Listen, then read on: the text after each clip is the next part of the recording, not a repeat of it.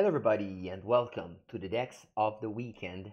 I am at a friend's home. I've been this weekend in Venice and still traveling a little bit as if I was 20 years old. And today, here I am recording with a different headset. I also streamed this morning, and I plan on streaming tomorrow morning as well.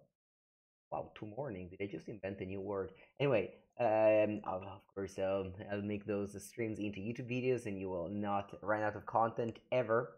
But this is the deck of the weekend, which is my weekly video where I showcase the decks that caught my attention the most over the weekend.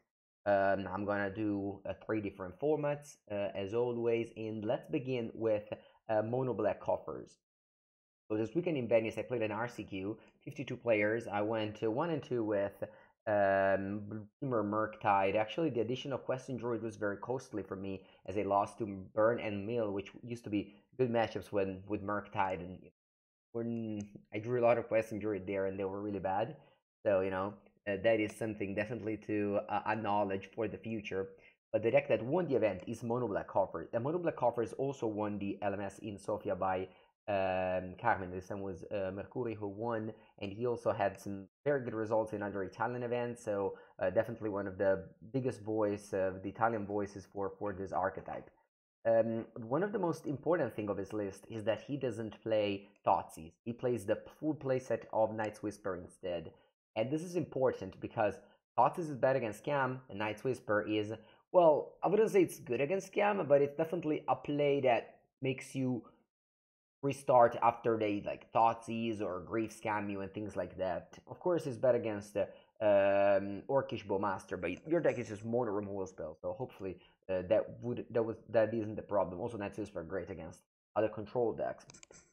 The 8 in the Demolition Field plan help you against 4 color, where you just don't rain them basically in the late game, and you because they get their 3 basics already, and then eventually you just turn the corner with Karn plus where it is, Sundering Titan.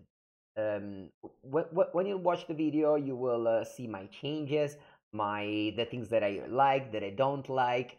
There is definitely, I think, a lot to learn about this archetype. Frank Carson wrote an article for WotC, and he showcased the win percentages of Scam, because Scam is the most popular deck, the most winning deck. There was a challenge on Magic Online with 6 Scam out of the top 8. So that was very important, definitely data. But online metagame is much different than paper. This RCQ had a super diverse top 8 with 6 different archetypes. And I just believe that on Magic Online, people tend to just play faster decks so they can double queue, and Scam is like the strongest, the fastest, one of the easiest also as well. So it is naturally always doing well in online.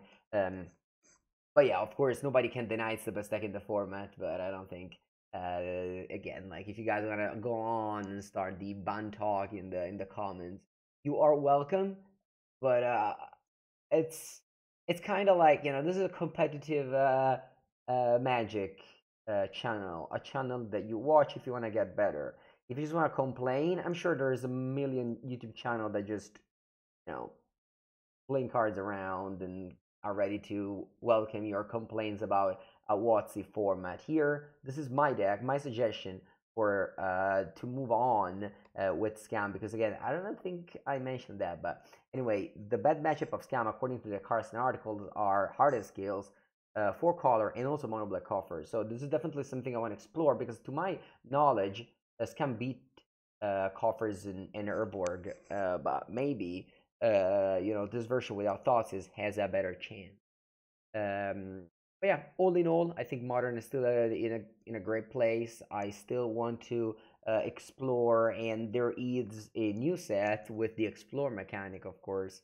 So that is something that will maybe change how things look. But overall, of course, then there's Modern Horizons and etc. So I made some changes to the deck. Mainly, of course, I removed the Lil and the Void, but in the video, I'll still play with Leyline, and I will still fail. I hate this card so much. If I could, I just would delete it from the game, but I can't. So I keep on net decking list with those. I was trying one less coffers, one less Urborg, plus 2 swamps.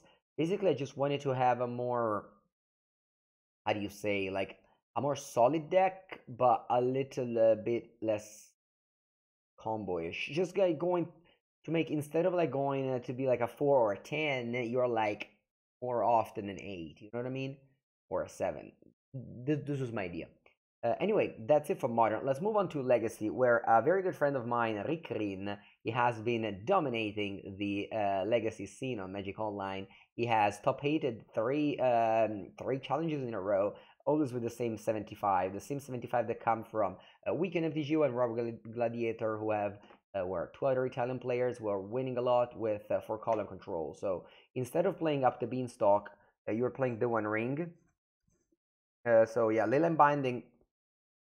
You guys were following Legacy last year when people wanted to ban iteration, and once they made a ban list that was like, oh yeah, we're not gonna ban iteration. You guys have Leyline Binding. Have you seen that card? And everyone just made fun of Watsy for that. And now Leyline Binding is just everywhere, not only modern but also in Legacy. This card definitely raised to be an additional source to Plowshare, better than Prismatic Ending for sure. So yeah, Leyline Binding now. Very good 4 color or pile. Definitely the best deck against the various blue black Murktide, Teamer Murktide, the Questing Druid, the Grief plans, and whatnot. This is the deck that you need to know exactly what to do. It's a difficult deck to win, to top 8 challenges in a row, but it's definitely a deck that I personally never want to see against me. This deck is so powerful, and Carpet of Flower is one of the most unfair deck card to see on turn 1. It's basically Soaring colored, and it's 4 in Legacy. So this deck is super powerful. Again, congrats to my friend Ricky Karin, who used this very same The One Ring and Leyline Binding, because I lent him some cards as I was away. I was happy to contribute with, because One Ring is still a very expensive card on Magic Online, and sometimes Magic Online can also be that. But anyway, that is it for Legacy. I need to play more Legacy because there's an Eternal Weekend next week that I'll be playing. So I'll definitely be putting out more Legacy content. So stay tuned if you like Legacy. I made a Teamer Delver video that is going up in the next days, and I'll probably try again the blue black Grief Scam deck again, since that deck hasn't done very well, mostly because of this deck is a terrible matchup. But maybe it's fine against Teamers. We'll see how the Legacy metagame evolve. And now let's finish to Pauper. I have played my trusty Boros synthesizer in the team event on Sunday. I went for one with it. Unfortunately, we didn't make to the top 4, but yeah, I love Boros synthesizer. Although it has a pretty bad matchup. In fact, I lost to Mono Blue Delver, which is my deck of the weekend. Mono Blue Delver is, if you remember, I made a video with this deck, and I actually did poorly there, but I think the list was much different. Now you have Murmuring Mystic. This card is fantastic. This card is downshifted in Commander Masters, as well as Cryptic Serpent. But despite, like, you can replace Cryptic Serpent with Gangler, and they're like similar. Murmuring Mystic is something new, and especially when paired with like Snap, you can save it and tap things. Yeah, I've felt that I've lost more to Murmuring Mystic than actually to the Tolerant Terror Serpent, because you have like main deck Relic now, for example, in decks like Boros, just exile the graveyards, so they can cast Terrors or Serpent, or you delay them a lot, but they still like do this control route, counter spells and frantic inventory and things like that, and then boom, they drop a Murmuring Mystic backed up by counter and just die from birds. So this deck by Oscar Franco went undefeated in the PTQ on Magic Online. He went 11-0, which is incredible. Yeah, like Mono Blue Delver, it's basically the new Demir Terror, and it is here to stay. I think that, again, that video I did poorly in is probably like either bad variance, or, I mean, yeah, I also play poorly. You guys always expect me to play well in those videos, and while I try my best, sometimes the results doesn't necessarily